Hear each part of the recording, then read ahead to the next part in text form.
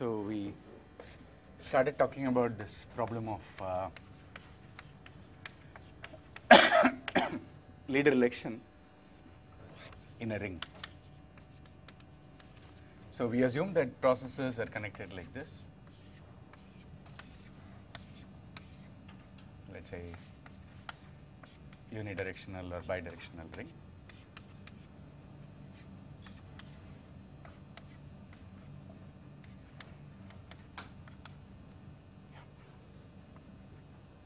And processes have IDs.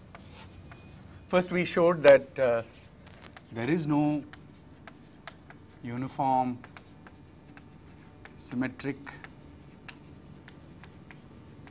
deterministic algorithm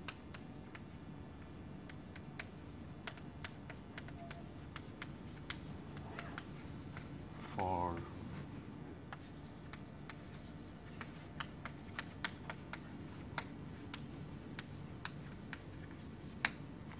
where deterministic means that there is a fixed rule by which every processor acts. Symmetric means that you change the processors around in the ring, the behavior doesn't change. Uniform means that the processors don't know the size of the network, right? Oh, maybe I didn't introduce it, this is just standard terminology.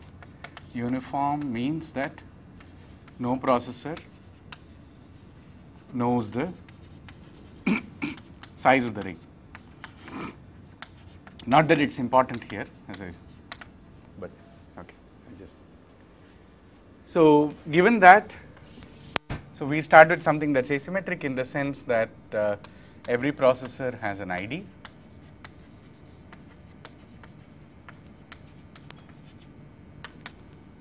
And at the end, when the algo terminates,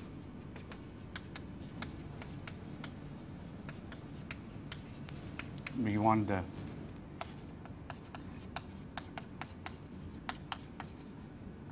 processor with as an ID. Let me say the IDs are distinct with maximal ID to be chosen as leader. Since these are distinct, there will be a unique maximum ID and you want it to be chosen as the leader. And in fact, we'll also assume that every processor knows the identity of the leader. That's just one message after that. But so this is what we are looking for, right? This is the kind of algorithm that we are looking for. We have broken symmetry by saying initially there are distinct IDs. It's completely asymmetric, right? Now we say that we want to look for a deterministic algorithm, uniform, non-uniform, whatever.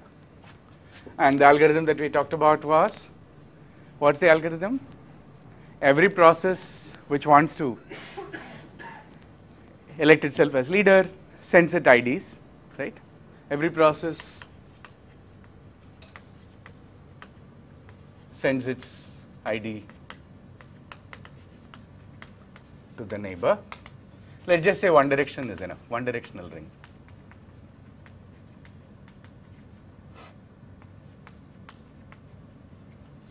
Right? So you, every process at least which wants to elect itself as leader, right? Claiming to be leader. Now, since we don't want to get into this business of whether a process wants or not, simpler thing is to say that every process sends its value to its neighbor. And on receiving an ID, what does the process do? Receiving an ID, say J. Compare with its own ID, say I. If I is greater than J, swallow the message, else forward it to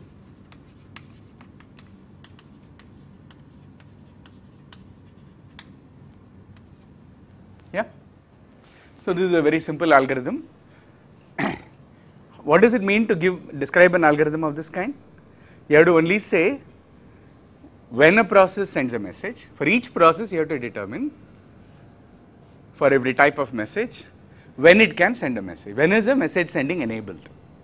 And once you say that, of course, symmetrically you also have to say what do you do when you receive a message, because somebody else will be sending messages to you. So once you describe that, you are through. That's all that these algorithms are about at any point of time. Is that clear? So that's all you need to do. So now, for correctness, what do you have to argue? Why is this correct? First, you have to argue that it terminates, right? Can it go on forever? You have to prove, no? So, yeah.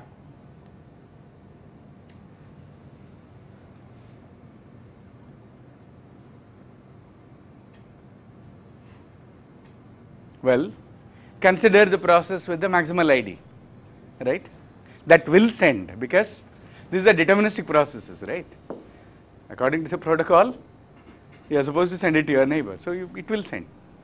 So the process, the maximum ID will be sent by the process, and by the second rule, when it's received, it will be forwarded to the neighbor, and everybody else, these are distinct IDs, so all other comparisons will keep failing and it will keep getting forwarded. So so you need a termination condition. The termination condition is, what is the termination condition? If you get your message back,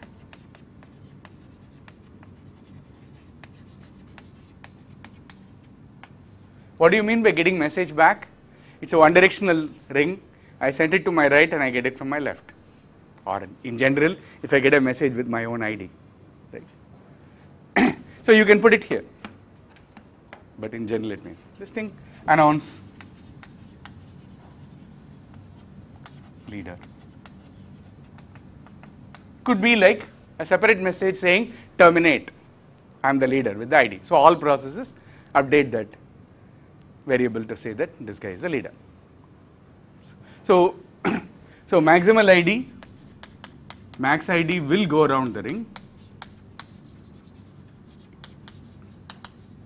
leading to termination. Okay, that's one direction, and the other direction is that can two different IDs be elected as leader? That's the other thing, you have to show that. Any ID less than max ID will get swallowed by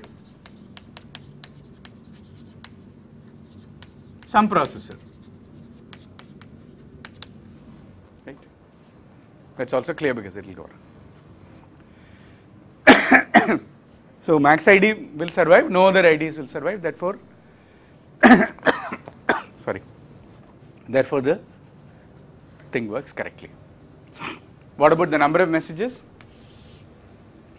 As I said, the worst case, it's some, the numbers are exactly 1, 2 to n. Then every process is going to send a message, right?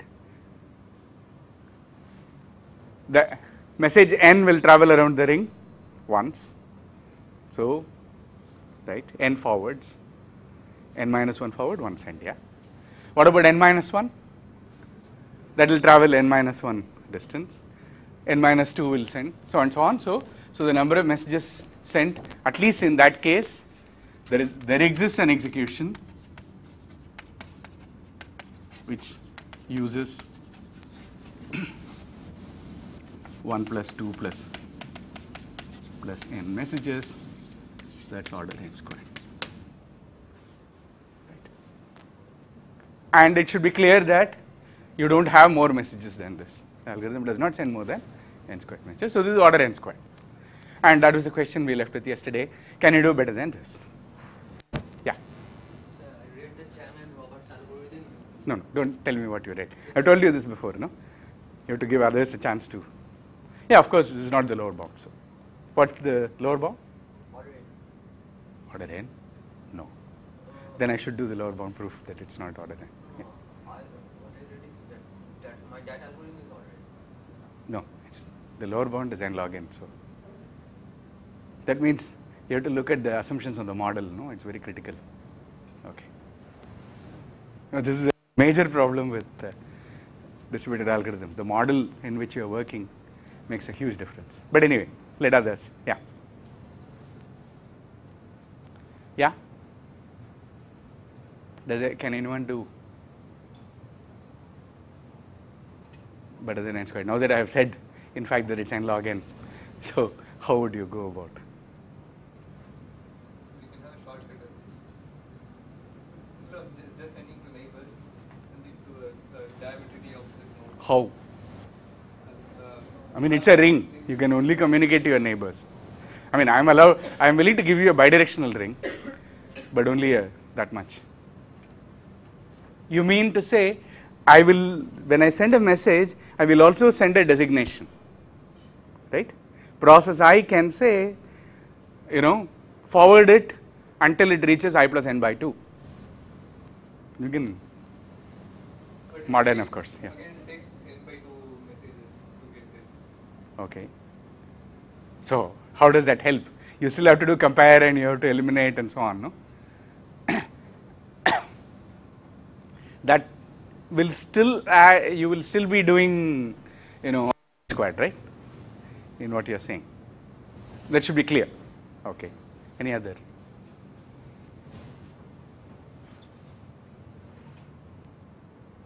When you compare, if suppose the one that you've received is greater, then you echo back with that ID. If it echoes back, if I gets its echo back, then it'll stop sending its ID again.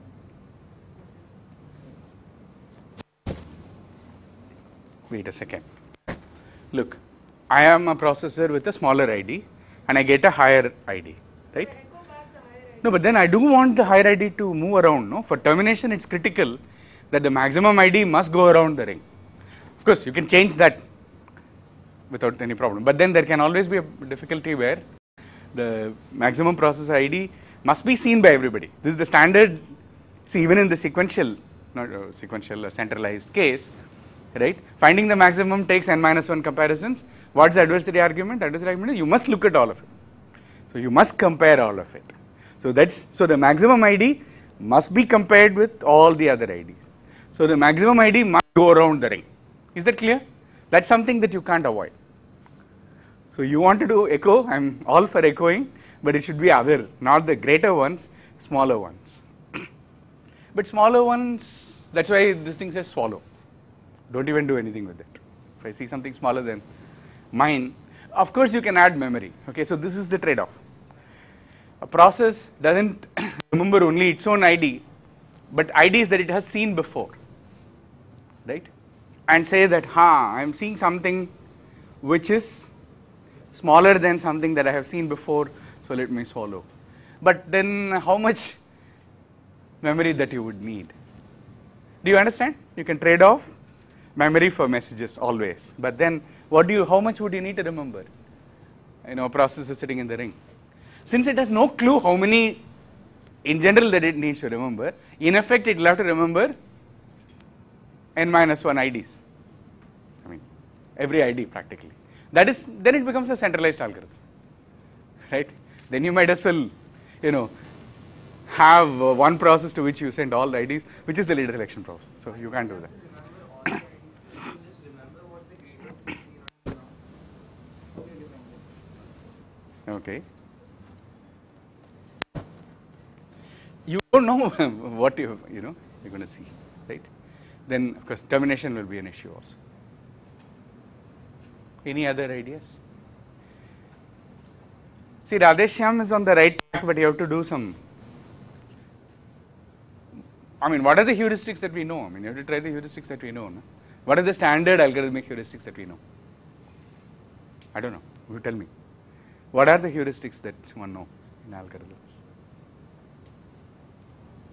Yeah? Log in is this, divide and conquer. Divide and conquer. Divide and conquer is a heuristic. One must always try, right? Greedy strategy, right? When you're doing a search, shortest path, any of these you do greedy. These are all heuristics. These are very important heuristics. Dynamic programming, there are standard heuristics, right?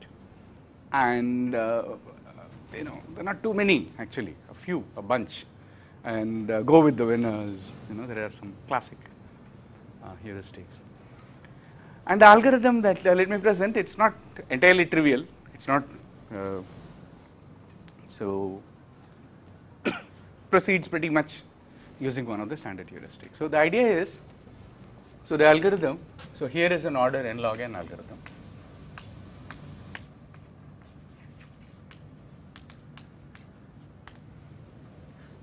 Forgotten who it is due to. 3 people. Gaspers and 2 others. I don't remember the others. Sometime early 80s. Okay. So the algorithm proceeds in phases.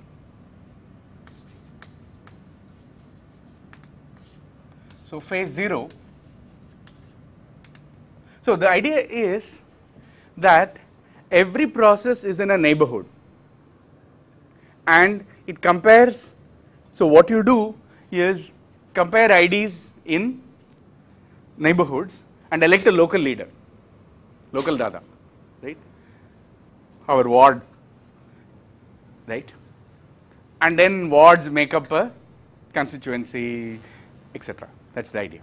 So in a neighborhood you find the leader, and now leaders will compare across.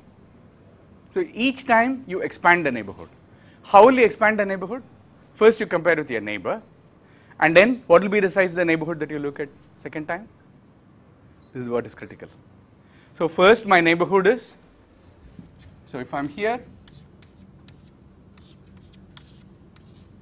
so this is my neighborhood first with my neighbor, so I am the guy. Next time, what will be the size of the neighborhood? From 2 to 4, okay, and then next would be 8, not 6. That is the critical thing. Expand your neighborhoods in exponentially sized larger segments. Each phase you compare in a 2 power L, in the Lth phase you look at a 2 power L neighborhood, right? When you keep doing that, how many phases would you need? Log n phases. This is the idea. Okay. Is the idea clear? Okay. So the idea of a neighborhood of a process, a k neighborhood,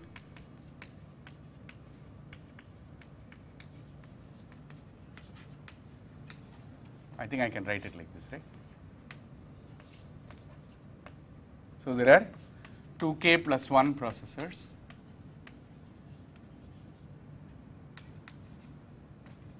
in a k neighborhood. That process itself, and there are k neighbors on each side.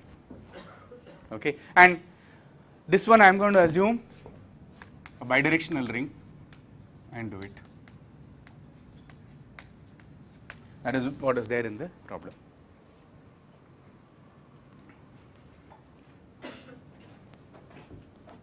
Okay. So phase 0, what will happen? Every process sends its ID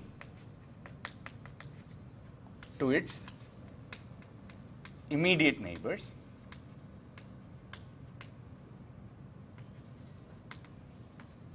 Okay. And what do? What is the procedure?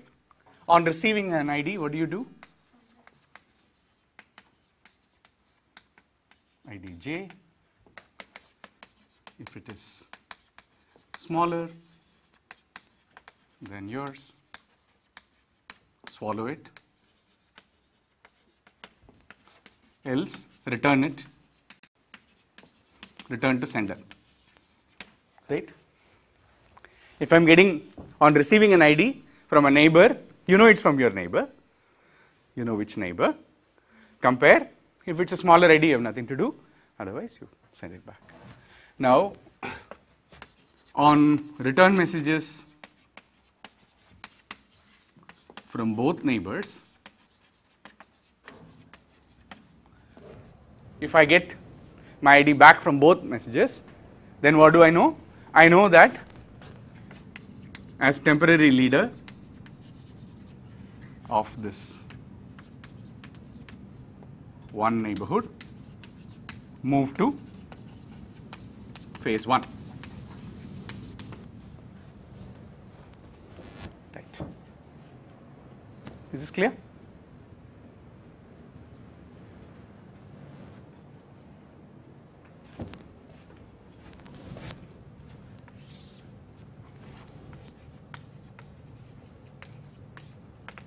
Phase L. What's going to happen now? So temporary leaders from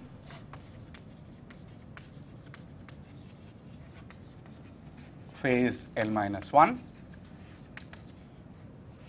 send their IDs in their 2 power L neighborhood.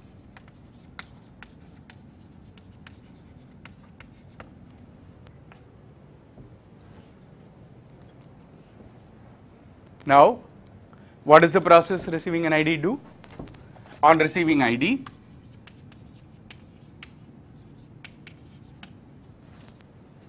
yeah, every process which looks at it compare,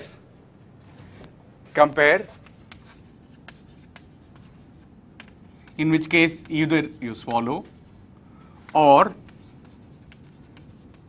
forward it along until last processor is reached. How do you do that? I'll just explain.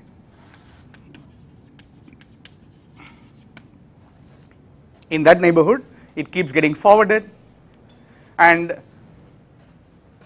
the last processor, if it doesn't swallow, if not swallow, returns to the originating processor.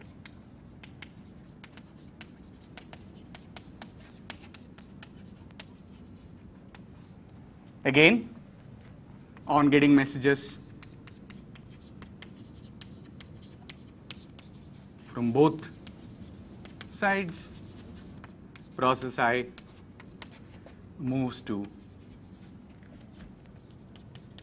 phase L plus 1 as temporary leader.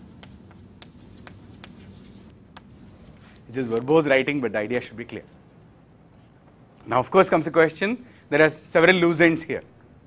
One is, how do you know whether you are the last processor or not in the neighborhood, right? So the message actually comes as with 3 fields. So the message is structured as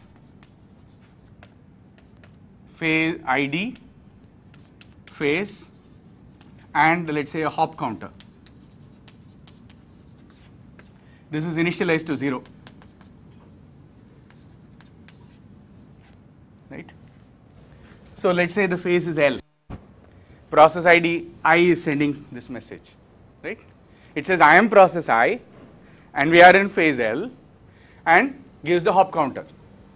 The hop counter is incremented every time you forward, and you compare with 2 power L. That's all. So when the hop counter reaches 2 power L, that process knows that it's the last.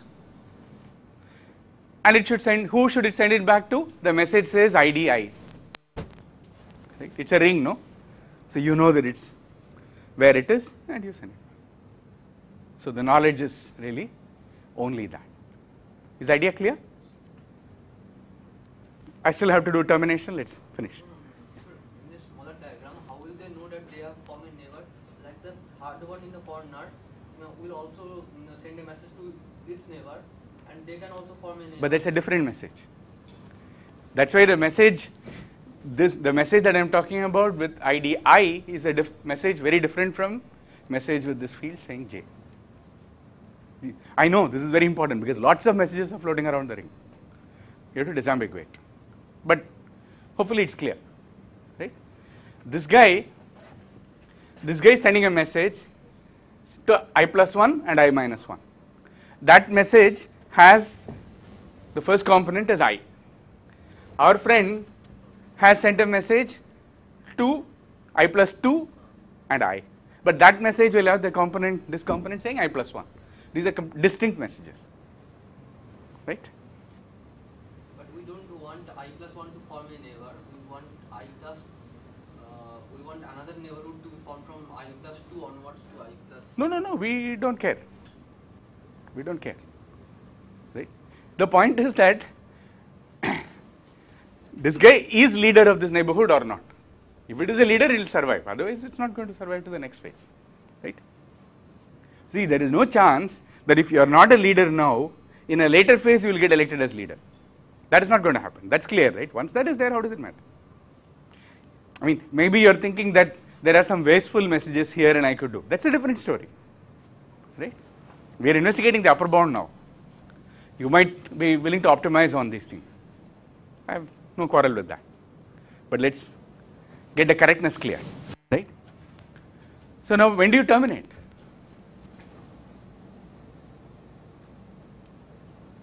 Same thing as before. Any process that sends a message in one direction gets it in a different direction, right? I sent a message on my right edge, right? I expect it to come back on the right edge, right? If I sent a message on the right edge and it's coming back on the left edge, I know that I am the leader. So, same thing, if you processor receiving message back on left edge for message sent on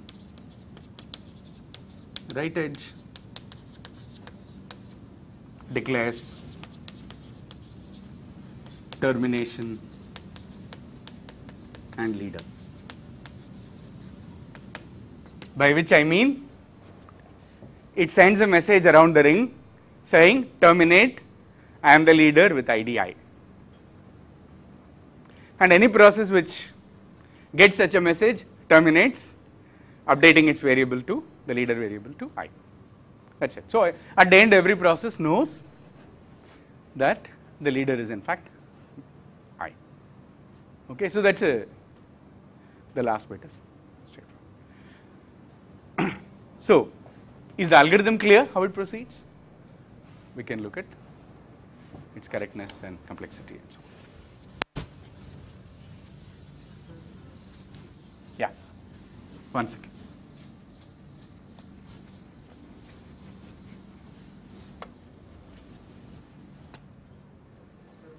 Phase L, when a node I sends its packet, I mean it's the local leader, phase L minus 1. So it sends a packet, it reaches the end. So at the end, the hop code will be 2 bar L. So when the message packet comes back, will the hop code be changed? It's not necessary. You don't need to because the destination is clear. Right? Okay, if it is not changed, then at the last phase, how does it differentiate between a packet sent on right and packet sent on left? So, you mean when it goes into the L plus 1 phase, what is it going to do? It regenerates the message, that's all. That is okay. As in, so when we come to the last phase, so how does it find out that okay, a packet sent? No, that is why in the last phase what is going to happen, here is I am the leader and I have sent it, right. So, let us say that ceiling of log n is L, there will be such a number, right. So, that is where I am sending it. Now, what will happen? The one more is going to be me. So, that is why it will come in the other direction. Yeah, it will come in the other direction. But, Correct. How does it know that it is not the packet that is returned by the last node, or it is the packet that it has sent? I am saying it does not matter. So, work it out, it does not matter. Because the one that I am talking about, the last guy is my right neighbor that I sent on the left side. The last guy on my left side is my right neighbor. So, you work it out, it is really no problem. That is why the termination condition is specified that way. So, you do not need to know. But that knowledge also you can build in, it is really not a problem. Because in that case, when I is the leader, right, what is the neighborhood that you are looking at? The entire ring. The entire ring. and therefore the hop counter has a special value. That's all the phase has a special value. So this is where it critically matters whether you want processes to know the size of the ring or not. Right? I'm just taking a convenient assumption, but that makes it a little more difficult, but it's not, it's just extra processing that's required. Okay, anything else? Any other question? Yeah, I want to get to, but first you understand what it's like. And before that, correctness, right? I mean, what is the argument for correctness? Yeah. What do you need to do? Same thing, no? You have to show that the maximal ID will survive all the phases, right? So why is that true? Assume that process I has the maximum ID. You have to show that that process will move as the leader in every phase. Now, if you set it up as an induction on L, you can show that every phase it comes through, because it's never swallowed. That's an ID that is never swallowed, so it will keep traveling on the network, right? So maximum ID will survive.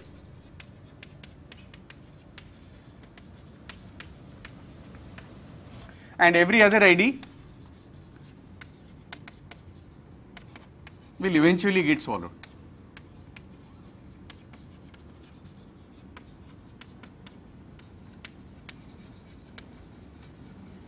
That's it. Yeah. Every other ID will, there is at least one comparison where it will not survive. So that's enough. No, it's very straightforward, but it should be done. Please, in this case, correctness is easy, but okay. Now the number of messages. Okay. So for the number of messages, you want to count how many messages this algorithm sends, right? How would you count? First observe, okay, here is an observation.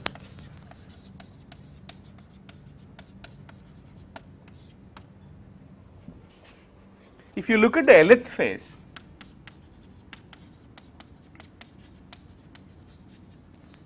suppose ID I is a temporary leader, right? That means in its neighborhood there are at least 2 power L minus 1 processors which are not leaders.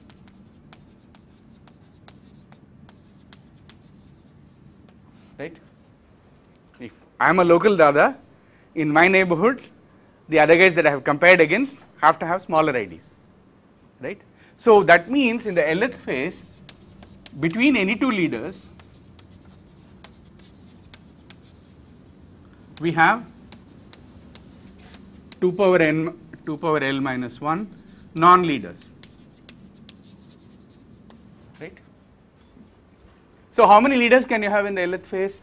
Therefore, number of leaders in Lth phase is less than or equal to, so how many leaders can you have? N by 2 power L minus 1. So in the Lth phase, you can have at most this many leaders.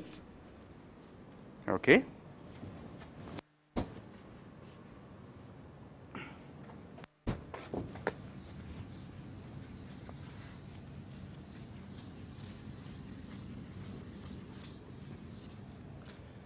In the Lth phase leader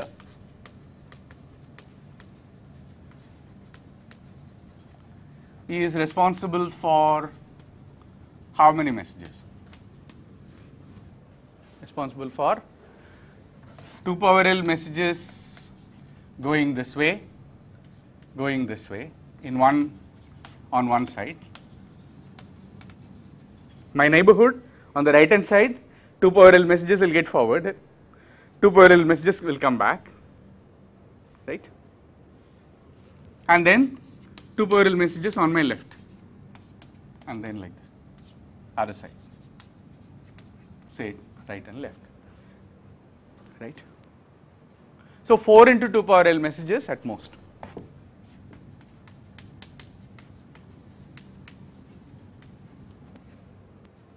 Yeah? So the total number of messages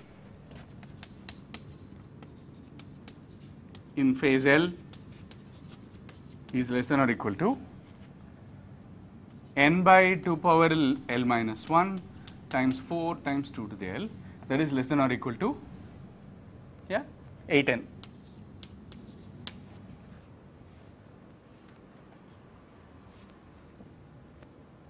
Now the number of phases is less than or equal to ceiling log n, equal to in fact. Yeah. So the total number of messages is about 8n log n. So order n log n.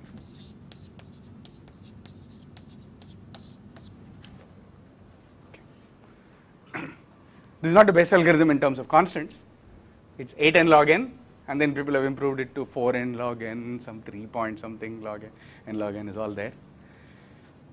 So, and in fact there is a small gap between the lower bound and the known upper bound. So for those who like to, but then it gets really hard, you know, it's this Olympics, the last this thing, so you know, the 9-second business.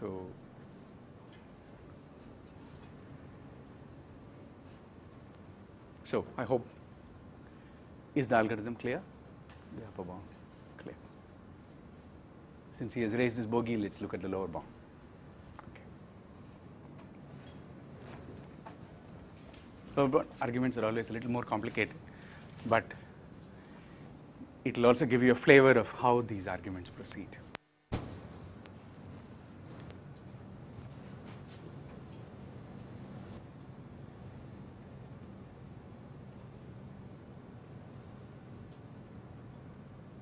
By the way, how many rounds do you have in this? How many rounds of communication do you have? This is the number of phases, right? Log n rounds. So this is the. Okay. Any questions about the algorithm? Shall we move on? Yeah, and I think even as we talk, some people pointed out some minor modifications that can be done. Like you were talking about in the initial phases, there are some wasteful messages, which you can reduce. So going from 8n log n to 4n log n is actually something that can be done with a lot of footwork, you know, being careful with the thing. The hop counters I have been very casual about, so you can do a lot. You can reduce some messages. But as I said, after that it gets really hard. There will be a lot of problems, like suppose the maximum ID suddenly gets off, it starts transmitting. That's what if it gets swallowed, no? So No. Suppose the node with the maximum ID, it starts transmitting messages and you mean it fails? yes, fails in the middle of the. That's a different thing. I have not talked about failure, fault tolerance at all, right? Making an algorithm fault tolerant is something else. We'll discuss it tomorrow. That's something else. But that's of course one of the main aims of doing distributed algorithms at all. But that's not being looked at here, right? But note that the algorithm that I am presenting is on an asynchronous ring. That is the terminology. This is for those who care. Actually, it will work even if, as long as messages are eventually delivered, even if there is unbounded delay, it will work. That kind of analysis is much harder, I am not doing it, but actually it works in an asynchronous ring. There is no need to have a bound on the delay of delivery of messages. So all that is actually. But if it fails, it's something else. That means the message is never delivered. But these are algorithms that can tolerate failures. But how many failures it can tolerate, etc., is the analysis. That gets very complicated. So I'm not getting there yet. I mean, those are all for the semester course. Okay, let's look at the lower bound on the problem. So I'll show you that leader election requires n log n messages. I think maybe I can take on. So leader election, so the theorem is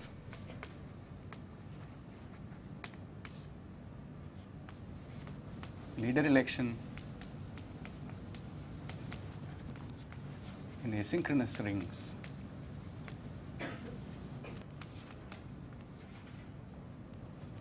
require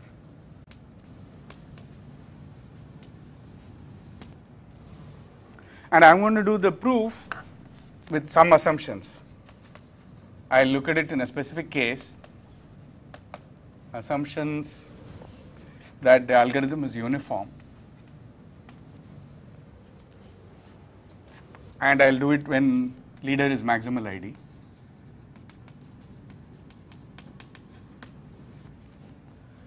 And every process knows the leader at the end.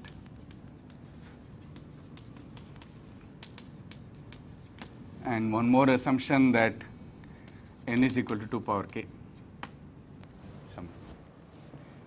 You can do all these things. You don't need this. You can do some padding arguments to do, but it's notationally horrible. So I'll assume that n is a power of 2, for which I'll do the lower bound. This is a non-trivial assumption. That means that I'm going to do it for only uniform rings where no processor knows the size of the ring, right? If you want to prove a strong lower bound, you have to prove a lower bound even when every process knows the size of the ring. But that proof is much harder. I'm not going to take it up. The lower bound still holds. The theorem actually holds. It doesn't need all these assumptions.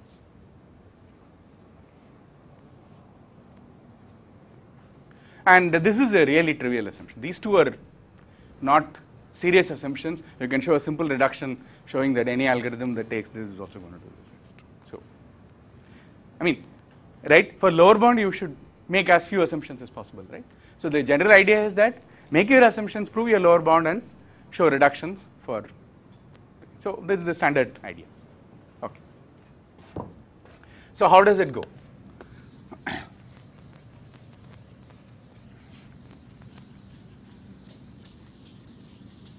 So let A be any such algorithm.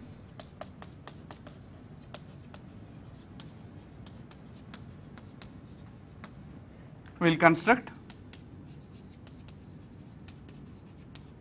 an execution of A,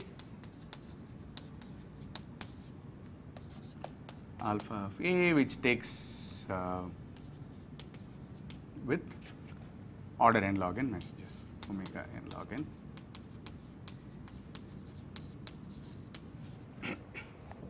And the way we do it is to look at, so this is where I use the fact that these rings are uniform. The idea is as follows. Take a ring of size n by 2, take another ring of size n by 2, right? Now, as far as the processor in this ring is concerned, right, it can't know whether it's in part of the small ring or in a large ring. Why? Because it doesn't even know the size of the ring. So its behavior is not going to be affected. So inductively what we will do is to construct a wasteful execution, look at two rings which have wasteful executions and combine them into a larger ring and argue that if I just paste those two executions, right, it will continue to be an execution for the larger one. But that unfortunately is not enough if you want the lower bound. That will give you an order n lower bound very easily. But I will also argue that in the new edges that I add, some more junk messages, not junk, some more extra messages must be sent. So this is the heart of the matter, and that's where it gets a little bit tricky. Not deep stuff, but simple. So here is the way it goes. So here is, so let me say lemma 1. And notice that I am setting it up conveniently as a power of 2 so that something like this can be done easily, conveniently, right? So in every ring of size 2, okay, so I need some notation, so let me introduce notation. We say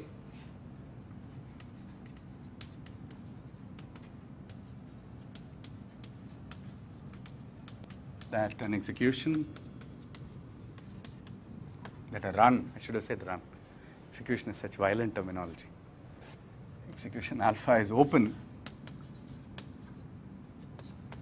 if there exists an edge E such that no message is delivered across E in alpha. This makes sense, right? Look at an edge E. We are talking about a ring. Take an edge E. If you consider an execution where, so this is Pi, this is Pi plus 1, right? And so no message is sent by Pi is delivered to Pi plus 1. That's what you're saying, right? Such an execution is possible, right? You're just looking at, see, all these things I am talking about sequences of events, no? I am talking about a prefix where the message is sent, but it's not delivered. And this is important in an asynchronous one, such things are always possible. In an asynchronous ring, such a possibility exists. So in this case, I will say that E is a disconnected edge in alpha. And this is the clue to your analyzing failures also, right? I mean, it's not a failed edge, but I can think of a potential failure, right? But I am talking about a link failure, not node failure, since you know something about it. Okay. So the idea is to construct open executions. What is the idea of an open execution? There is some messages not delivered, no? When the algorithm terminates, these messages must be delivered. So the algorithm must take more messages than what my open executions contain, right? So if I keep showing you open executions, that will give you a lower bound on the number of messages that the algorithm must send. Is it clear? This is a very standard technique in analyzing distributed algorithm, because you are counting number of messages, no? It's a new creature than what you are used to. The normal analysis that we do, we set up certain recurrences and what we analyze is the number of steps. Here is the number of messages, and those messages could be delivered, they are sent, delivered, etc., right? So this is the terminology that's normally used. So open execution is what we are going to use much of.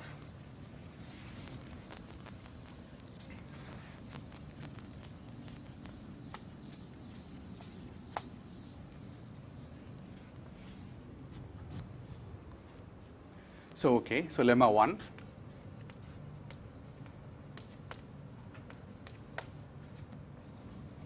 In every ring of size 2,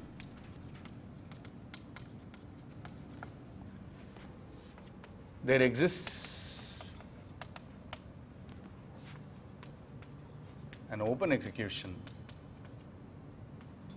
in which at least one message is sent.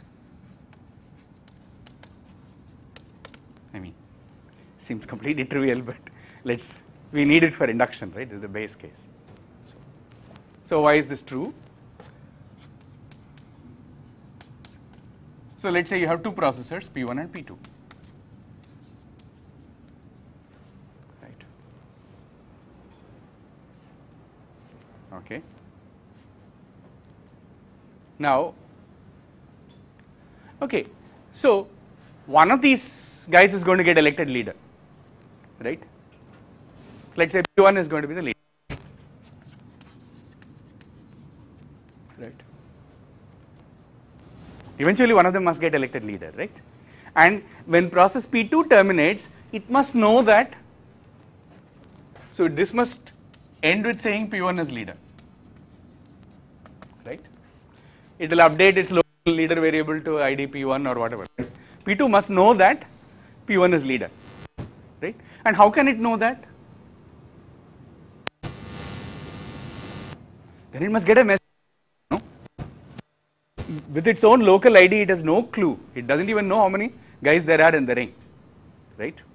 So P2 must get a message from P1 saying that it's a leader. So one message must come, and that message comes on this edge, right, E. Now, so take any execution, any completed execution alpha prime, any completed execution alpha prime. This is an algorithm that's a successful, A is a successful algorithm that achieves this thing, right? So it will terminate. In all these things, it's going to terminate. Or for all inputs, eventually it will terminate. If you want, you can take infinite executions, that's also not a problem, right? But take such executions. So at the end, P2 sets, as I said, P1 to be leader. Therefore, there exists a message from P1 sent on E, right? So go to that. This is a sequence alpha prime. So at this point, this is the message sent by P1. This is received by P2. On E, received on E. Right? Now consider the prefix up till here. This is alpha. Alpha be the least prefix of alpha prime such that above, where this message is sent but not received. Right? Now this is an open execution as we need. Yeah? At least one message is sent and it's not received. Is the idea clear? This is going to be the general strategy. Delay some particular message, right? So alpha is an open execution required. And this is the idea that we are going to use repeatedly, right? That somebody is a leader in one part of the ring, another part of the ring somebody else has to know, some messages must travel across, and we count how many that can be. Yeah? Is this base case clear? Any questions?